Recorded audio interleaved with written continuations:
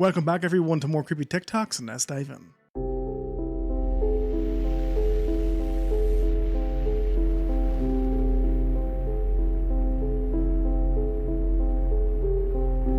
The person is just filming, and then all of a sudden, like, you just catch whatever this is in this corner.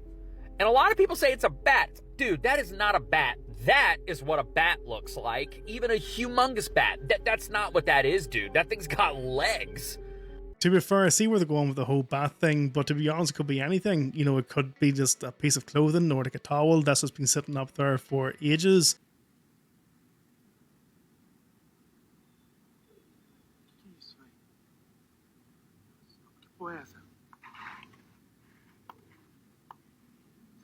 Que isso? Passa, Thiago, passa, velho. Passa, velho, acelera. Don't you hate it when you prepare months for a ritual and then on the night of the ritual, just as you're about to start the ceremony, you get some major coming up in a 4x4 and he looks at you as if to say, you're the wild one. Portable scooters 50 years before the general public would have anything like that?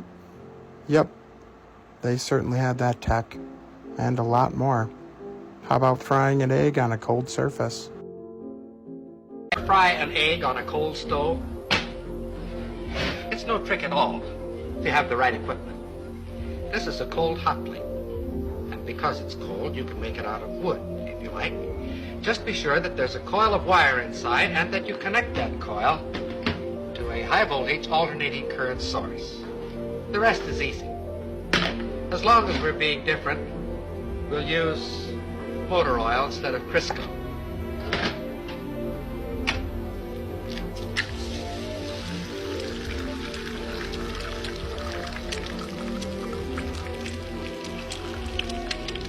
The egg fries very quickly, but the stove remains perfectly cold. In fact, if you wish to keep it handy, you can fry your egg on the morning newspaper. With a gadget like this, you can get up in the morning, sit on the stove, read the morning newspaper, and fry the eggs in your lap.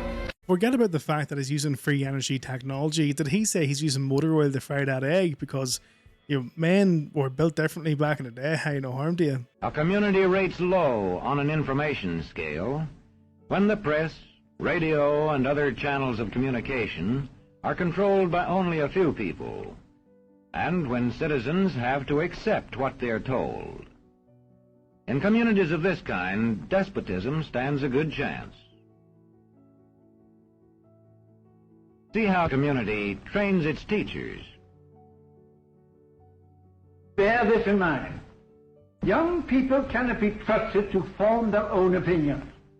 This business about open-mindedness is nonsense. It's a waste of time trying to teach students to think for themselves. It's our job to tell them. And when teachers put such training into practice, despotism stands a good chance. These children are being taught to accept uncritically whatever they're told. Questions are not encouraged. How can you ask such a question? Have you got a textbook? Yes, ma'am. Does it say here that our law courts are always just? Yes, ma'am. Then how dare you question the fact? Sit down. And so we aren't surprised when... But it must be true. I saw it in this book, right here. And if books and newspapers and the radio are efficiently controlled, the people will read and accept exactly what the few in control want them to. Government censorship is one form of control. A newspaper which breaks a government censorship rule can be suspended. It is also possible for newspapers and other forms of communication to be controlled by private interests. I thought I told you to kill that story. It'll cost us a lot of advertising. If that story goes out, I quit. All right. I would like to see what way the educational system is today and its textbooks, given how much they're trying to indoctrinate our wee ones with their ideologies and BS. But the level of propaganda and control just globally for all of us is rife. You know, the way they look at it, as long as you're supporting one side or the other, they don't care. they're still going to be reaping in the profits and they're still going to be able to push that agenda. It's straight up and down. No, it has something on the side, Robert. We gotta get a picture of it. Oh, yeah? Uh-oh, Iron Man, sorry.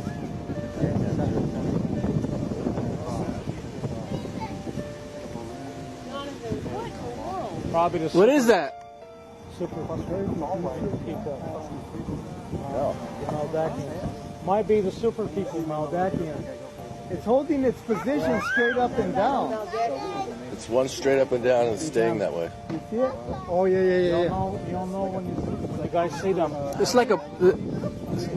This looks like a person with his arm sticking out. See it, John? No, I don't see it at all. Oh, there it is, to the left. Right there. Oh, yeah. Where? Did you point it somewhere? Right over here. Look at John, Angela. See that? See it? Yes.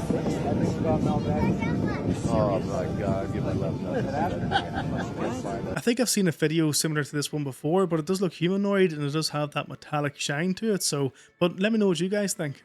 What do you know about citric acid? Oh, this is an interesting one. That's a GMO black mold created by Monsanto, and it's put into all these different products to cause allergic reactions. It actually inflames the skin and the gut lining. So citric acid is very toxic, and they put this in all kinds of stuff. According to Google, it'll corrode and burn your teeth, which is interesting because they put it in toothpaste. So why would you put citric acid in toothpaste if it corrodes the teeth? Well, because there's big business with Monsanto and trying to put these chemicals into the food supply and into everyday use products, even skincare products. That's why I talk about making your own skincare products, because a lot of skincare products also have citric acid in them, and that citric acid burns the skin, and then the person needs more product. So if you see the label citric acid or you see the ingredient citric acid, you want to avoid that. And like I said, make your own. Make your own toothpaste, make your own soaps. You know, you can make your own little, if you want to put some essential oils for some beautiful natural scents on yourself, but make your own. Stick to natural things. As always, guys, be sure to do your own research on any of these clips that you see in these shows. But in terms of citric acid, you've got the naturally occurring citric acid, which you'll find in like fruits and veg. And then you've got, you know, the GMO mold citric acid, which is just found in crisps and sauces.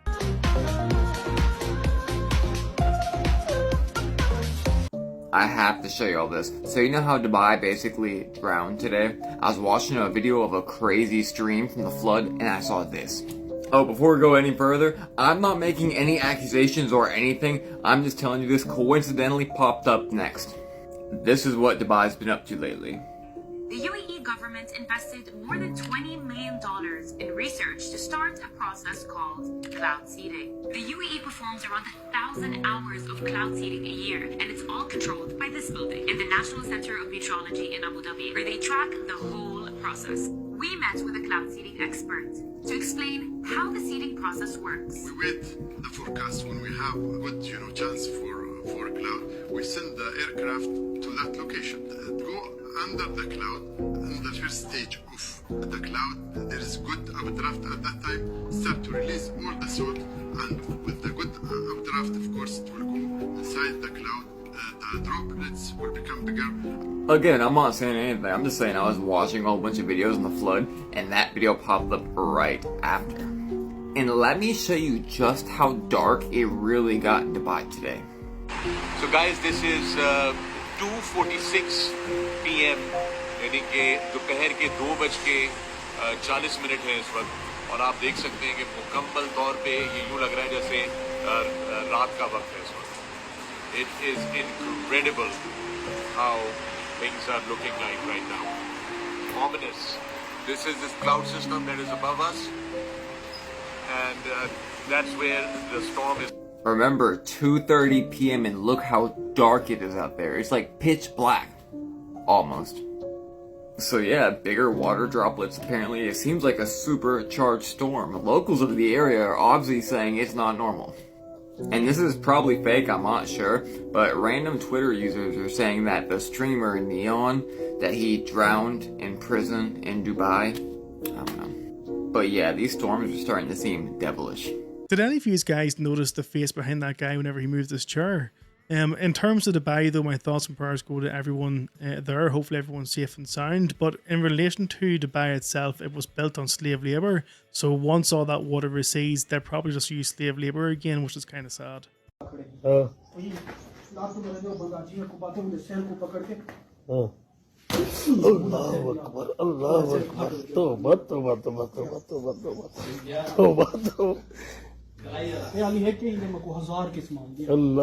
about getting a dent to the skull, I would like him to teach me anyway, that's for sure. Many are not real gods that created anything in the universe. They are just advanced beings that look like us, that look like people. Not green men with antennas, okay? Not little green men with antennas, but people that put their pants on and dresses on just like we do. I'm talking about people, not the creator of the universe. We're talking about an advanced race that engaged us on this planet, that masqueraded as gods because of their advanced knowledge and their technology. When they ran into less advanced indigenous cultures, we deified them and said, oh, they must be gods. Look what they got. They have magic, just like we do today. Many people today would bow down in a heartbeat if they saw a man flying down from the sky. The Jesus has returned. It's the second coming. They bow down and start sobbing instantly. Today, in the 21st century, they'll do that today. It happened back then as well. Nothing's new. Nothing's new under the sun. Ecclesiastes. Yeah, I can quote the Bible too. Whenever I think about the likes of the Egyptian gods or the Anunnaki, etc., I always believe that they're fallen angels, and I do believe that we used their technology for hundreds and hundreds of years and then was destroyed for whatever reason. But I do think that soon enough, those shackles will be broken from those fallen angels, and they'll once again just roam this earth. Our calendar is not quite right. We're supposed to have 13 months of 28 days, with one day, the day of resurrection, Easter, as a neutral day. That's our 365 days. We've actually got 13 constellations, not 12. This same calendar is very close to the Mayan calendar, but it's also very close to several ancient Sanskrit calendars. What does sept mean? 7. I thought that was the 9th month. What does oct mean? What does nov mean? What does dec mean?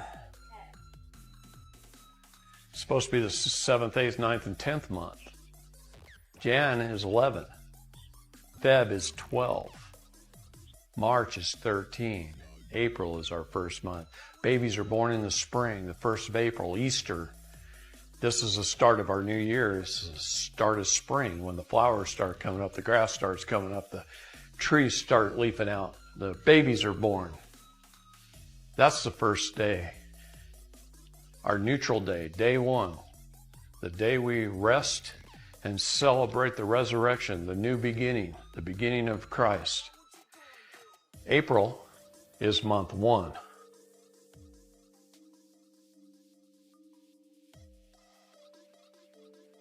And then we lost a month in there. Where is it? So I was looking up 13-month calendars and I came across a fun fact. So Ethiopia follows a 13-month calendar, placing it 7 years behind. So it's currently living in 2017. We're living in 2024. And it says the Ethiopians welcomed the new millennium on September the 11th, 2007, adhering to a calendar dating back to 525 AD, preceding the Roman Church's amendment. So there's a fun fact for us. Thank you.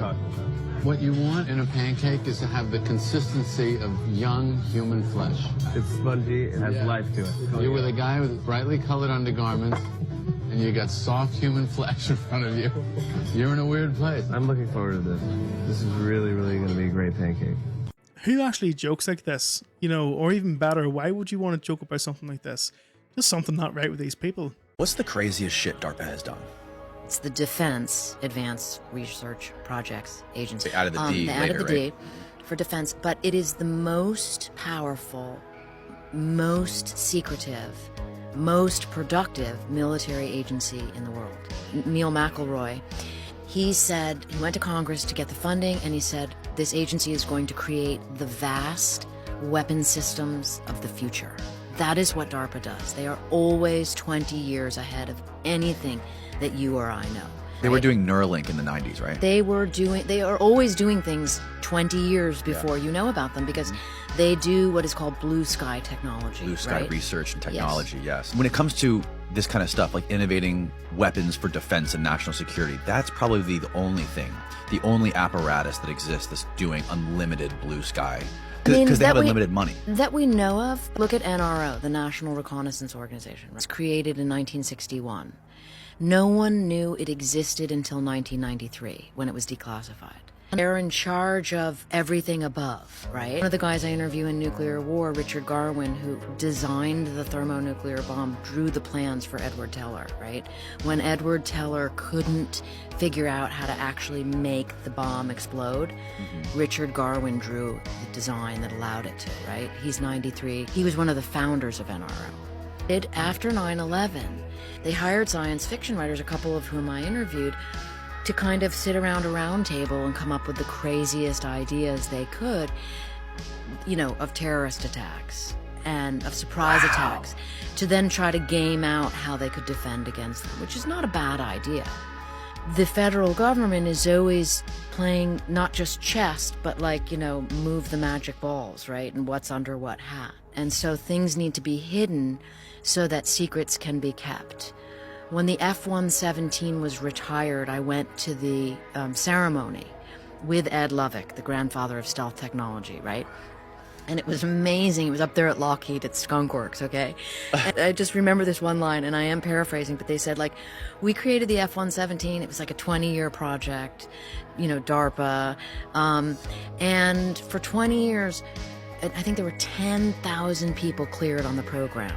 This is what the guy was saying that was giving this speech. And he said, and no one leaked it. And then he said, oh, correction. It was actually 10,000 people cleared plus Tom Clancy. What? Oh revealing that, you know, Tom Clancy had the in with the Lockheed guys. And that's where he got a lot of his secrets. Interesting. Yeah. They did, but yes, to your point, they did after 9/11.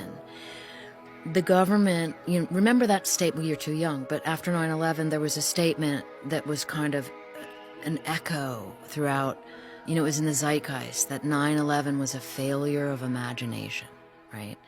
That no one could foresee that terrorists could hijack airplanes and fly them into buildings, except for Tom Clancy.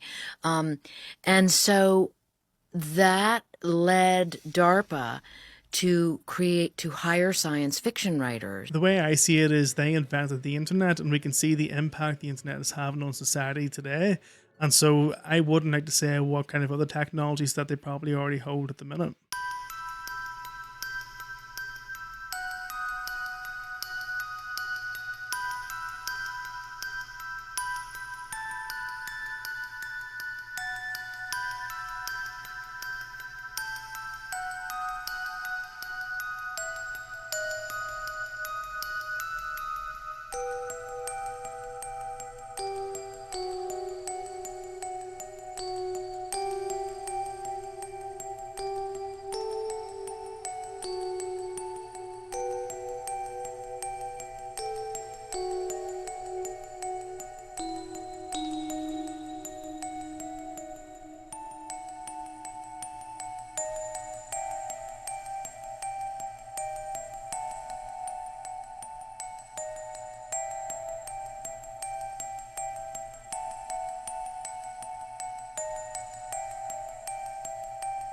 The first clip actually looks real to me, but the pirate ship in the middle of the sky, you mean, that's complete cap, that, like. Yeah, well, let's just say, you are on warning, folks, that paper mine is coming. According to Khan's own figures, the ULEZ money runs out in 2027, March 27, if you believe that. And here's the rub. If that money runs out, because he's only after your money, he's not doing it for any other reason, then he will need another form of getting revenue in, and that's going to be paper mile. Now, I saw some papers which show that it would be £2 per mile, and if you work it out, on average, this is on average, vehicles in London travel 2 miles a day on average. Now in outer London, that'll be much, much higher. That's for every car, is it? That's for every vehicle that is you know, sort of a vehicle. And it's not just, it will not be just, you know, non-ULEZ compliance, etc. So you'll be charged on a per mile basis. Now, you might try and say, oh, it'll be only 50p to start with or whatever, but that's what the paper said, £2 per mile, and it's coming. And if you think you're going to get away with it, if you live in outer London, you could end up being charged with like 1,400 quid a year on top of your car tax, on top of your insurance, on top of your MOT. 1,400 quid a year for pay per mile. So be warned. Make sure you vote calm out and get Susan all in and stop this financial madness that's going on at City Hall. Thank you, Simon. Here, hi. Imagine you having to pay £2 a mile. I mean, for me, that's, you know what I mean? Like, that's 40 quid a day, or it's about £1,200 a month, give or take, or about 14,400 a year.